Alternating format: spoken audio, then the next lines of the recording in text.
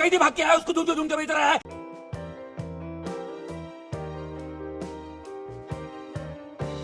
ይህን ሰው የማያውቅ አለ ለማለት ያስቸግራል። በተለይ ደግሞ የህንድ ፊልምን የሚመለከቱ ሰዎች በኮሜዲ ስራዎቹና በፊልም ውስጥ በሚላበሳቸው አስቂኝ ትዕይንቶች ተወዳጅነትና ተቀባይነትን አግኝቷል። ጆኒ ሊቨር ወይም ኢትዮጵያ ውስጥ ያሉ የህንድ ፊልም አድናቂዎች ማህሙዴ በሚል ስም ይጠሩታል።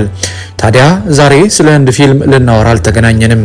ከዛ ይልቅ ፍጹም ባልተጠበቀና መላው ህንድን ባነጋገረ ብዙዎችን ከጨለማ ወደሚያስደንቅ ብርሃን እየተናጠቀና ወደ እግዚአብሔር መንግስት እንዲጨመሩ ምክንያት እየሆነ ስላለው ስለዚህ የቀድሞ የህንድ ፊልም ኮከብ አሁን ደግሞ የወንጌል አርበኛ ስለሆነው ጆኒ ሊቨር ወይም ማህሙዴ ነው የምናወራው። ሚሊዮኖች በተመለከቱትና እጅግ ድንቅ በሆነው የህይወት ምስክርነቱ በዛ ሁሉ ዝና፣ በዛ ሁሉ እውቅና፣ በዛ ሁሉ ሀብት ግን አንድም ቀን ሰላም ተሰምቶኝ አያውቅም።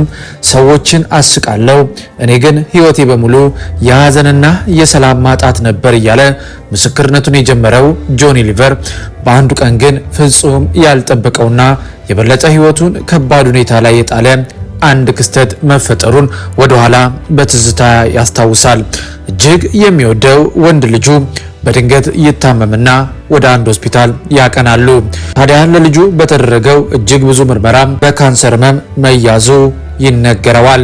በዚህ ጊዜ ታዲያ ሰማይና ምድር ተገለባበጠብኝ፣ የምሆነው ነገር አጣው እያለ ያንን ከባድ ጊዜ የሚያስታውሰው ጆኒ ሊቨር ከዛም በዚህ ሁሉ ጭንቀት ውስጥ ሆኜ ባህላዊ ሕክምና ወደ ተባሉና የጥንቆላ ስርዓት ወደሚካሄዳቸው ቦታዎች ሁሉ ጭምር ሄድኩኝ። ትልቁ ምኞቴ ልጄ እንዲሻለው ነበርና ማድረግ ያለብኝን ነገር በሙሉ አደረግኩኝ። ከዚህ ሁሉ በኋላም ግን ጥረቴ ሊሳካ አልቻለም። በመጨረሻ ዶክተሮቹ ልጅህ በፍጥነት ሰርጀሪ ካልተሰራለት የመኖር እድሉ አነስተኛ ነው የሚል ምላሽን ይሰጡታል። በዚህም ከብዙ ማሰብና ጭንቀት በኋላ ከሐኪሞቹ ጋር በመስማማት ልጁ ሰርጀሪ ተደረገለት። ነገር ግን በሕክምናው የልጁ ጤንነት ሊሻሻል በፍጹም አልቻለም። ይልቁንም ህመሙ ከጊዜ ወደ ጊዜ በመጨመር ከባድ ሁኔታ ላይ ወደቀ። የልጄን ስቃይ ላለማየት ራሴን ለማጥፋት እስከ መወሰን ደርሼ ነበር የሚለው ጆኒ ልጄ እንዲድንልኝ ያልሞከርኩት ነገር የለም። በመጨረሻም የቀረኝ አንድ ቦታ ነው፣ እሱም ደግሞ ወደ ቸርች በመሄድ እንዲጸለይለት ማድረግ። በዚህም በአንዱ ቀን እሁድ ዕለት ወደ ቸርች ይዤው ሄድኩኝ። በዛም ዕለት ግን ፍጹም ያልተጠበቀ አንድ አስገራሚ ክስተት ተፈጠረ። አገልጋዩ በድንገት ወደ እኔ መጣ። ወደ እኔም በመምጣት አጠገቤ ወደ ተቀመጠው በሞት አፋፍ ላይ ወደ ነበረው እጅግ ወደ ደከመው ልጄ በመምጣት ጸለየለት። በዛን ዕለት ይህን ጸሎት ተቀብለን ወደ ቤት ሄድን እያለ የሆነለትን ነገር የሚያስታውሰው ጆኒ ታዲያ ቤት እንደገባው ምሽት ላይ ለመተኛት ወደ አልጋዬ ሳመራ አንድ ድምፅ ወደ እኔ መጣ። ልጄ አትፍራ፣ በዛ ሁሉ መከራ ውስጥ ያሳለፍኩ የዓለምን ኮተት ጥለህ እንድትከተለኝ ነው። ልጅም በእኔ እጅ ነው፣ አይሞትም፣ በሕይወት ይኖራል። ሰዎች እጃቸውን በአፋቸው እስኪጭኑ ድረስ አስገርምሃለሁ፣ ለክብርም አቆምሃለሁ። ግን ደግሞ አንተም ወደ እኔ እንድትመጣ ወንጌልን እንድትመሰክር እፈልጋለሁ የሚል ድምፅ ሰማሁ። ከዛ በፊት ተሰምቶኝ የማያውቅ እጅግ ድንጋጤ፣ እጅግ ፍርሃት፣ ለመግለጽ የሚከብድ ስሜት ሰውነቴን ተቆጣጠረኝ የሚለው ጆኒ ይህ ከሆነ ከጥቂት ወራት በኋላ ልጄ ሕክምናውን እየተከታተለ እየተጸለየለትም ፍጹም ለውጥ አመጣና ወደ ትምህርቱም ተመለሰ። ከዛ በኋላ እኔም አንድ ነገር ማድረግ ጀመርኩኝ። ቆሻሻ ህይወቴን በመጠጥ በሲጋራ ሱስ ያሳለፍኳቸውን እነዚያን የጨለማ ጊዜያት በንስሐና በመመለስ ጌታን ማገልገል እንዳለብኝ ወሰንኩኝ የሚለው የቀድሞ የህንድ ፊልም ኮከብ ኮሜዲያን ጆኒ ሊቨር ወይም ማህሙዴ አሁን ላይ በቸርች ውስጥ እያገለገለ የወንጌልን እውነት እየመሰከረ ብዙዎችን ከጨለማ ህይወት ወደሚያስደንቅ ብርሃን እንዲወጡ ምክንያት የሆነ ኢየሱስን ያውቁ ዘንድ እየመሰከረ በህንድ ውስጥ ታዋቂ አገልጋይ ለመሆን በቅቷል። ጌታ የተመሰገነ ይሁን። ጆኒ ሊቨር ታዲያ ሲናገር ለዚህ ሁሉ የደረስኩት ኢየሱስ ክርስቶስን በማመኔ ነው። እባካችሁ እኔ በዛ በእውቅና በዛ በሀብት በዛ በዝና መሃል ሆኜ ሰዎች ሲስቁ ሰዎችን ሳስቅ እኔ ግን አንድም ቀን እረፍት ተሰምቶኝ አያውቅም። ይህንንም ጭንቀቴን ለመደበቅ በመጠጥ ውስጥ ተደበቅኩኝ፣ በሲጋራ ውስጥ ተደበቅኩኝ።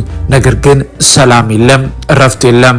ሰላምና መረጋጋት ያለው ኢየሱስን ክርስቶስን በማወቅ ብቻ ነው እያለ እንግዲህ አሁን ላይ ጆኒ ሊቨር በህንድ ውስጥ እጅግ ታዋቂ አገልጋይ ከመሆን ባለፈ የወንጌልን እውነት እየመሰከረ በዓለም አቀፍ ደረጃም በተለያዩ ቸርቾች ውስጥ የህይወት ምስክርነቱን እንደዚሁም ደግሞ የወንጌልን እውነት እየተናገረ ብዙዎች ወደ ጌታ እንዲመጡ እያደረገ ያለ ወንድማችን መሆን ችሏል። ውድ የይሁ ሚዲያ ቤተሰቦች በዛሬው ፕሮግራማችን እንግዲህ በተወሰነ መልኩ ስለ ታዋቂው የቀድሞ የህንድ ኮከብ ጆኒ ሊቨር አሁን ደግሞ የወንጌልን እውነት እየመሰከረ በመላው ህንድ ብዙዎች ከጨለማ ወደሚያስደንቅ ብርሃን እንዲወጡ የወንጌልን እውነት እየመሰከረ ስላለው ወንድማችን የህይወት ምስክርነት ብታውቁት ያልነውን ጥቂት መረጃ ለእናንተ ያቀረብንበት ፕሮግራም ይህን ይመስል ነበር። በፕሮግራማችን ላይ ያላችሁን ማንኛውንም ሀሳብና አስተያየት ልሰጡን ትችላላችሁ።